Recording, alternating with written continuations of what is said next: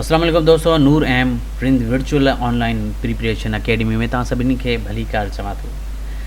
असां इस्लामियात ऐं Islamic study जी जेकी सीरीज़ शुरू कई हुई उनमें असां पहिरियों तव्हांखे ॿुधाए चुको आहियां त सभ खां पहिरीं असां कोशिशि कई त इस्लामिक स्टडीज़ जा जेके एरियाज़ आहिनि जेके उहे कवर कयूं, त उन में सभ खां पहिरीं मूं कोशिशि कई आहे त होली प्रॉफिट्स ऑफ इस्लाम उनखे कवर करण जी कोशिशि कयूं। त अचो था बिना कंहिं देर जे क्लास पंहिंजी खे शुरू कयूं था। मूंखे असां पढ़ियासीं 13-10 ताईं जेको असां जेको क्वेश्चन पढ़िया हुआसीं, ठीकु आहे। उन खां पोइ असां अॼु शुरूआति कंदासीं होली प्रॉफिट्स खां, ठीकु आहे। होली प्रॉफिट हज़रत मोहम्मद पीस बी अपॉन सल्लल्लाहु अलैहि वसल्लम रिसीव्ड द फर्स्ट वही एट द एज ऑफ, हिन जो मक़सदु आहे त हज़रत मोहम्मद सल्लल्लाहु अलैहि वसल्लम ख़ातमुन नबीन जेको पहिरीं वही जेकी आहे उहो केतिरी उमिरि में ऐं जेके हुन ते केतिरी उमिरि हुईसि जो हुन ते वही नाज़िल थी, त उहा 40 साल जी उमिरि हुई नबी करीम सल्लल्लाहु अलैहि वसल्लम जिन जी ऐं त वही नाज़िल थी हुई। 12 नंबर क्वेश्चन आहे, उन में आहे त dash was the second wife of holy prophet हज़रत मोहम्मद पीस बी अपॉन सल्लल्लाहु अलैहि वसल्लम, नबी करीम सल्लल्लाहु अलैहि वसल्लम जिन जी ॿी घरवारीअ जो नालो छा हो, उहा आहे हज़रत सवादा रज़ी अल्लाह ताला अन्हा। ऐं 13 नंबर क्वेश्चन आहे, प्रॉफिट हज़रत नूह अलैहिस्सलाम प्रीच्ड पीपल फॉर, जेको आहे हज़रत नूह अलैहिस्सलाम जेको आहे उहो केतिरा साल ताईं जेको आहे माना तबलीग कंदो रहियो, माण्हुनि जे में केतिरो अलाह तबारक ताला जो जेको पैगाम पहुचाइण जी कोशिशि कंदो रहियो ऐं तबलीग कंदो रहियो, उहो 950 सालनि ताईं उहो जेको तबलीग कंदो रहियो।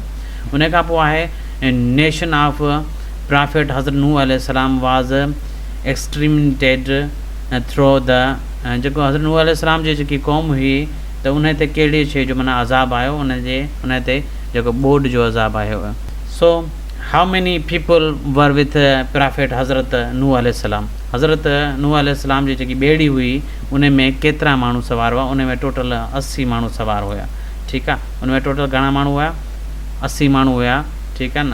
हज़रत नूह अलैहिस्सलाम जिन जेको ॿेड़ी तयारु कई हुई, ॿेड़ी तयारु कई, पोइ उन में जेके जिन बैत कई ऐं इस्लाम क़बूल कयो, त उन में जेके टोटल 80 माण्हू हुआ जेके उन ॿेड़ी में सवार थिया हुआ। त उन खां पोइ सवाल नंबर आहे 16 नंबर आहे, त उन में ड्यूरेशन ऑफ तूफ़ान नूह वाज़, तूफ़ान नूह जेको आहे उहो माना जेको केतिरा महीना हलियो हुयो, त उहो तूफ़ान नूह जेको आहे उहो 6 महीना हलियो हुयो।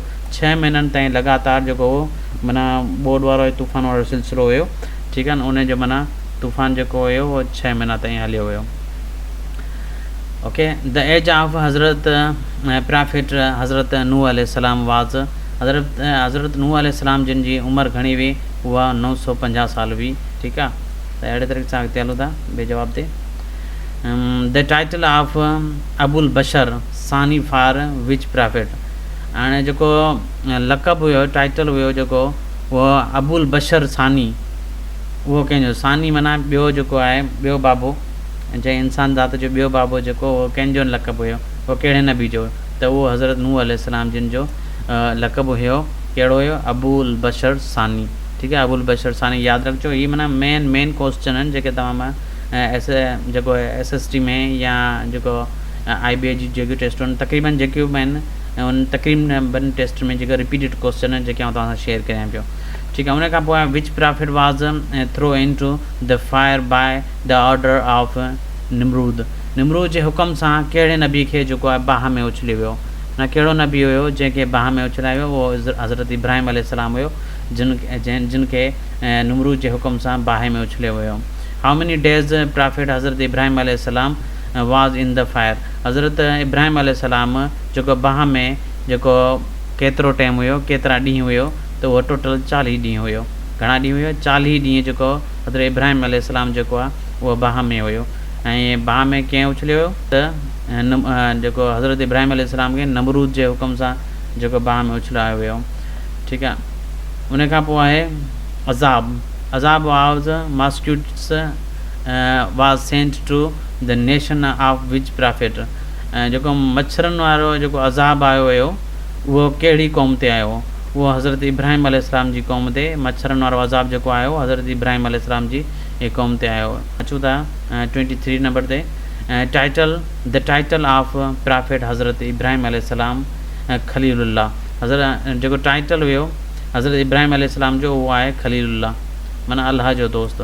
ठीकु आहे, खलीलुल्लाह माना अल्लाह जो दोस्त। इहो टाइटल कंहिंजो आहे? हज़रत इब्राहिम अलैहिस्सलाम, प्रॉफिट हज़रत इब्राहिम अलैहिस्सलाम जो छा आहे? टाइटल आहे। ठीकु आहे, त grave of profit Hazrat Ibrahim अलैहिस्सलाम इन हज़रत इब्राहिम अलैहिस्सलाम जी जेको मज़ार आहे त उहा किथे आहे? उहो आहे सीरिया में। सीरिया में जो लास्ट क्वेश्चन आहे, profit Hazrat Ibrahim alaihissalam is mentioned by the name dash time in the holy Quran. Hazrat Ibrahim अलैहिस्सलाम जो जेको क़ुरान पाक में जेको नालो मेंशन कयो वियो आहे, उहो माना ॿुधायो वियो आहे त केतिरा दफ़ा ॿुधायो वियो आहे, त उहो 69 दफ़ा ॿुधायो वियो आहे।